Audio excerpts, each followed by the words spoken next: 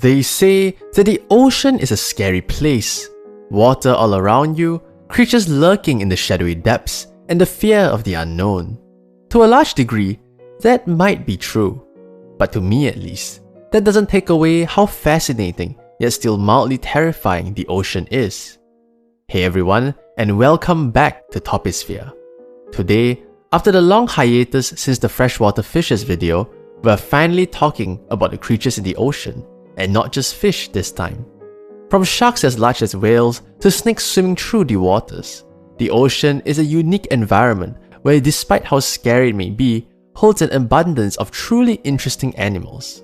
With that being said, let's dive into the mysterious world of the deep blue sea, and on top of that, we'll be tiering all the animals based on how dangerous said creature is towards humans, with S being extremely dangerous and D being not dangerous at all. Disclaimer though, at least for the animals, none of these animals actually want to do us harm. We are the ones entering into their territory, which causes them to do what they were made to do, whether it be stinging or biting or anything else. So no hate to the animals here, except maybe one. But with that out of the way, we move. We begin this journey with one of the most formidable creatures in the ocean, an apex predator in its own right, spawning an entire culture of fear based around one single animal. We are of course talking about the great white shark. The great white shark is the largest known predatory fish in the world, growing to an average of 4.5 to 6 meters in length and weighing over 900 kilograms. They inhabit tropical and temperate ocean waters worldwide and can be found along the coast and further out in deeper waters. The great white shark, being an apex predator, typically prey on seals, sea lions, dolphins, and other small fish. However, despite their ferocity and reputation, they themselves are sometimes preyed on by orcas who are usually after their nutrient-rich livers. In fact, great white sharks get walled so hard by orcas that their modus operandi involves straight up flipping the great white shark over, which induces tonic immobility, or in plain English, the shark literally cannot move, and the orca proceeds to consume its liver while it's just in that state. If we take orcas out of the picture though, great white sharks do live up to their fearsome reputation, with a bite force clocking in at around 4000 psi and potentially even more. Anything that they get their jaws on probably won't live to tell the tale, and that includes humans. Though rare, great white sharks do occasionally attack humans and do have the highest attack and fatality count among all other shark species, coming in at around 351 known attacks and 59 fatalities, with the other two species being the tiger and bull shark trailing behind it.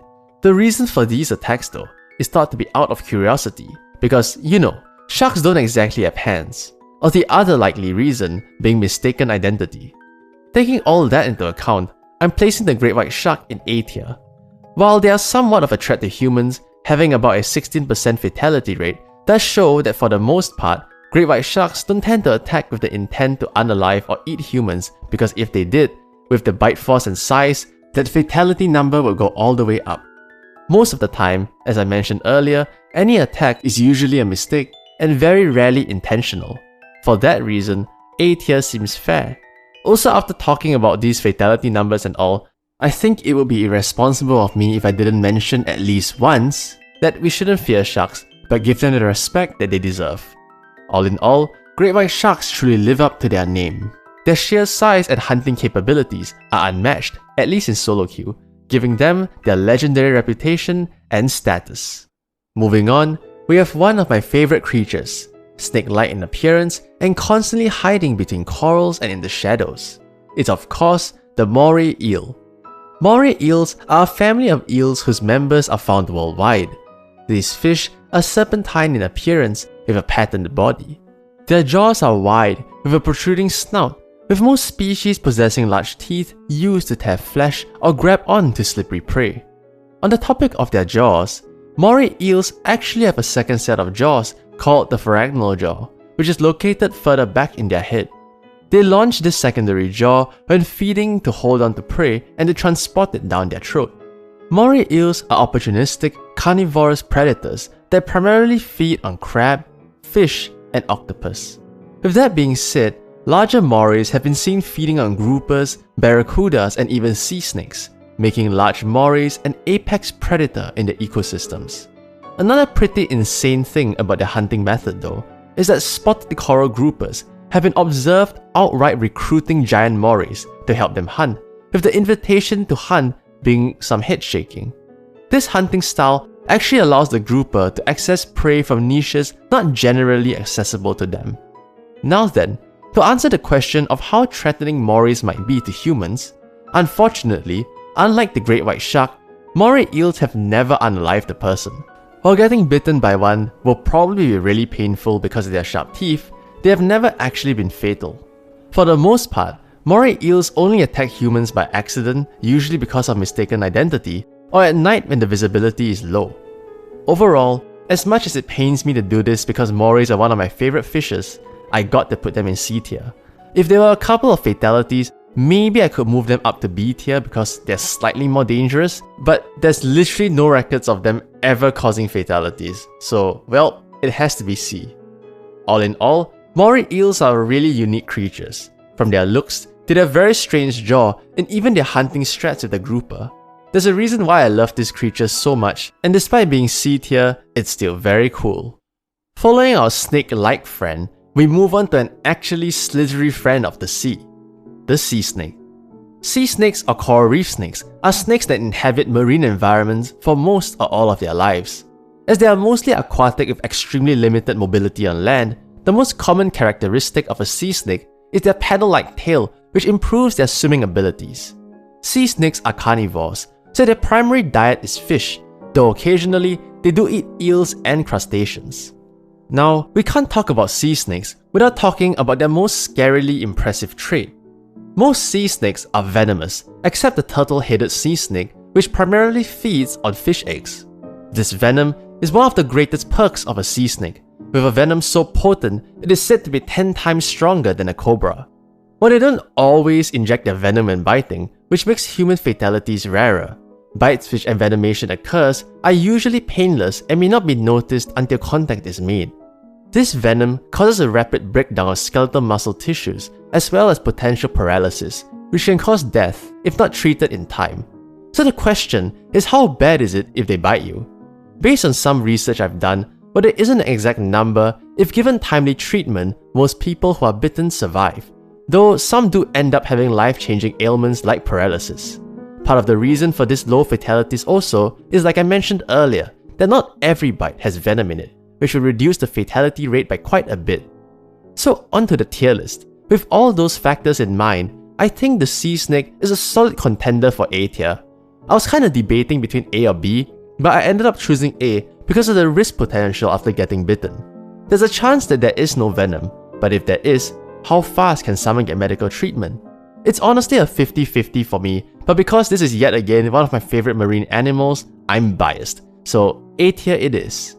Overall, the sea snake is deserving of its reputation. Functionally, it is like any other snake on land, but its added risk of its highly potent venom even outcompeting some of its terrestrial siblings make it a creature that should be admired and respected. Now that we've gotten some generally smaller creatures out of the way, it's time to talk about the largest fish in the world that also happens to be a shark, and that's the whale shark. Whale sharks are a slow-moving, filter-feeding shark whose diet consists primarily of plankton, krill, fish eggs, and small schooling fish. They possess a broad, flattened head with a large mouth and 2 small eyes located at each of their front corners. Unlike a typical shark though, their mouths are located at the front of their head instead of under. Contrary to popular belief, whale sharks actually do have teeth, just really small ones, and about 300 of them, alongside about 20 filter pads to filter feed. With all that being said, let's talk about probably their most impressive feature, their size. Whale sharks are the largest animal in the world if you exclude whales from the equation of course, but if we're talking solely fish, then yeah, they take the crown. Despite knowing this fact though, the maximum size and growth patterns are not understood very well. Various studies have tried to at least estimate the growth and longevity of this species by some means, like measuring resighted sharks. Based on some of those studies, it's estimated that the maximum length ranges between 15 to 21.9 meters. Aside from said studies though, the largest reported whale sharks have been said to be as large as 18 to 20 meters, though most whale sharks are observed to be smaller. Now then, placing whale sharks on the tier list, I gotta give it a solid D tier. When it comes to humans, unless you're the size of a plankton, they're completely harmless. In fact, there have been instances of younger whale sharks coming up and playing with divers, and many people have swum close to them without any danger. Overall, despite their large and slightly imposing size, whale sharks are gentle giants. And while it may not be as flashy and dangerous as other sharks, it's still a really cool animal that definitely deserves recognition. Next up, we have a fish so threatening to humans is in a league of its own. A fish whose sole purpose is to cause chaos and destruction in its wake. We are of course talking about the infamous triggerfish. Before we talk about their infamy, let's first establish their general characteristics. There are about 40 different species of triggerfish found across a variety of habitats, typically in tropical and subtropical oceans worldwide. They are carnivores and eat a variety of creatures ranging from small crustaceans to sea urchins, and they have, let's just say, very unique teeth. Triggerfish actually get their name for a pretty interesting reason. They have a somewhat retractable dorsal spine which can be locked into place and released only when a secondary spine is compressed, just like a trigger. If you don't understand what I just said, don't worry, basically this thing goes up and down. Now then, on to why these fish are the scourge of the ocean. Triggerfish are known to be extremely aggressive and territorial, especially with young. They will ruthlessly defend their territory, chasing away everything that comes even remotely close to it, and that includes humans. There are many stories of divers being driven off or even being bitten by triggerfish when encountering them, and if they were bitten with those teeth, yeah, I don't think it must be too fun. This hyper-aggression is pretty insane since they go after literally anything. It doesn't matter whether you're fish, shark, or man. Everything is fair game with that level of unadulterated rage. They truly do add the trigger to triggerfish, and for that reason, they go in the triggerfish tier. Overall, the triggerfish is very weird. From human-like teeth to its very aggressive behavior, they need to kinda calm down a bit. Maybe don't be so triggery. But anyways, it's most definitely a fish of all time. Next up, we have another slippery friend, this one having 8 arms and a beak. The octopus. Octopus are soft-bodied, 8-limbed mollusks with over 300 species of them. Octopus are highly intelligent creatures with the ability to solve puzzles as well as having short and long-term memory. Some species even use discarded coconut shells to build shelters. On top of that, they also have the ability to camouflage by changing colors to match its surroundings. On top of that, they also have the ability to eject ink when threatened and the ability to deform its shape, using that to squeeze through any space larger than its beak. Yeah, it's really a lot of abilities. Alongside their high intelligence and all their various abilities, this allows the octopus to be pretty sleek, evading most predators easily. In terms of diet, the octopus actually has quite a range, from crustaceans to fish and potentially even other octopus. This just sort of proves that the smarter you are, the more food you have, even if it's your own kind. Maybe. So you can't talk about octopus without talking about the legendary blue-ringed octopus, which gets its name from the blue rings on its body, packing a venom 1,000 times more powerful than cyanide, or enough venom to unalive about 26 humans. Another fun fact about them is that they are really small. So it really does beg the question, why would such a small creature need a venom so powerful? Well, I guess we'll never find out. Now, when it comes down to the tier list, I think it's a pretty easy S tier for octopus, solely because of their blue-ringed variant. Now this might not be fair or true for all other octopus, but when you have one on the list that can literally one-shot 26 of you if it so chooses, I feel like it's in a good position to be at the top of the list. All in all, octopus are really incredible creatures. High intelligence is a big thing, but having so many other characteristics and abilities on top of that makes them something really special. Also, it's our first S tier creature, so yay, good job guys! Following the incredible octopus, we have another contender for S tier, and that's the jellyfish. Jellyfish are free-swimming marine animals which are made up of an umbrella-shaped main body known as a bell with a collection of trailing tentacles on its underside. They are found all over the world, from surface waters to deep sea. So the way jellyfish feed is actually quite unique. They use their tentacles as somewhat of a drift line, which helps to catch prey like planktonic organisms or small fish. Their bells can also expand and suck in water, which brings in more potential prey already caught by their tentacles. Now then, just like the octopus, we can't talk about the jellyfish without talking about the most famous one and the contender for S tier, which is of course the box jellyfish. The box jellyfish gets its name for their box-like appearance, and they possess a venom considered to be one of the deadliest in the world. While all jellyfish sting via their tentacles, none of their venom come close to the potency of the box jellyfish, with the Irukandji jellyfish being the most powerful of the box jellyfish species. There are actually two ways which a person could get unalive if stung by one. The first way is the venom itself, which attacks heart muscle, nerves, and skin cells within minutes. If left untreated, would mean an almost 100% chance of fatality. The second way is actually by drowning.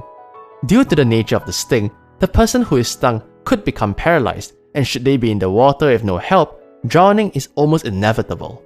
With all that being said, I think it is fair to put the jellyfish in S tier. I didn't mention it yet, but the fatality rate of the box jellyfish is relatively high, with 40 to 100 deaths annually, clocking up even more fatalities than sharks.